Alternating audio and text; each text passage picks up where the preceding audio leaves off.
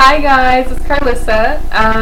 Today I am actually starting a new series of videos, about 7 videos, and I'm calling it Life Issues because these are 7 topics that we barely even talk about, and I feel like it's so important that we talk to our youth about them and that we just talk every day to our community and our churches about them because they're kind of overlooked. And today's video is entitled The Sex Talk. I just wanted to tell you guys a little bit about myself. So, like I said, my name is Carlissa. I am 25 years old. I was born in the San Francisco Bay Area and raised there. I was raised with my mother and my sister and my stepdad, and throughout my life I had a pretty normal life. I went through the basic issues that we go through every day, but I think that some subjects are really avoided out of fear, but I think it's so important that we do talk about them, and sex is definitely one of those subjects.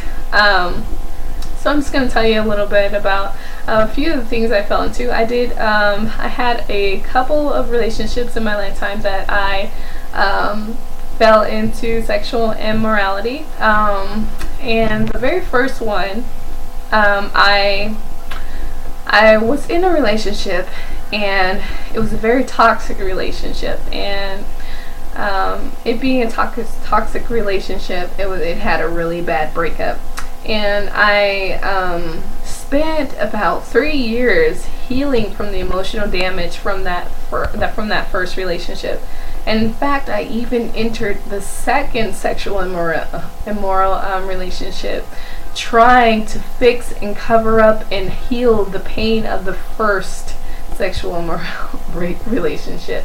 So, of course, that did not work, and it only made things so much worse. But it definitely left me with damage that if throughout my lifetime I probably will remember. So let me tell you the world's perspective of sex. So the world's perspective of sex is actually called idolatry. It is very obsessive about sex. You can't go anywhere these days. You can't turn on the TV, the radio, walk into a shopping mall, or watch a music video without basically seeing a bunch of sexually immoral or sexual suggestions. It is almost impossible these days, and it gets worse every single year. And even you can barely even walk in public anymore in the summertime and not see sexual immorality on everyone. But the world has made sex basically into an idol. An idol is something that you put before God, and it's out of place. It's like it's being worshipped. So basically, America or the world is worshiping sex, and it's not what God designed. It's not the way God wanted things to be, and we need to correct this issue. Sex is it was created to empower marriage between one man and between one woman. It's made only for that purpose and for, of course, creation. But the way people are using it today, it is a weapon. It is it is against us, the way people are using it today. Outside of marriage, sex is absolutely damaging. It cannot bring you anything else if you are not married to that person, but damage if you do break up with that person. That is total. That is all it can do. It is the only thing that it can do is bring damage. I'm going to even show you some proof. I'm going to show you some proof by, this is what you hear. This is the truth about sex, and I'm not going to let you believe the lie anymore. This is damage control. This is the truth about sex, and this is the truth about what you normally hear and what people commonly go through when they do have sex before marriage, and use sex to empower their relationships before marriage when it's not designed for that. So this is what you'll commonly hear. I wrote it down. I wrote 10 things down that you commonly hear, and that commonly happen to people. Meaning it's not uncommon at all. And I'm trying to keep the audio really good on this, so I'm trying to hold it still. Okay. Number 1, I lost my virginity, and now we're breaking up. So a person goes and loses their virginity, and now they can never get it back. They can never get that part of them back. And some people value it a lot and give it up because they were pressured to give it up, and they gave it up to them, and now they can never get it back. Number 2, he or she compared me to another person. So someone's been having sex with multiple people, and now you're the comparison of all those other people.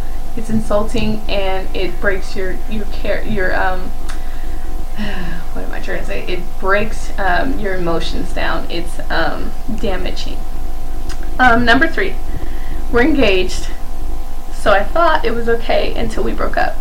So you end up having sex with that person. You've connected yourself emotionally and physically to that person on another level, and now you're breaking up, and you had an engagement and it didn't work out.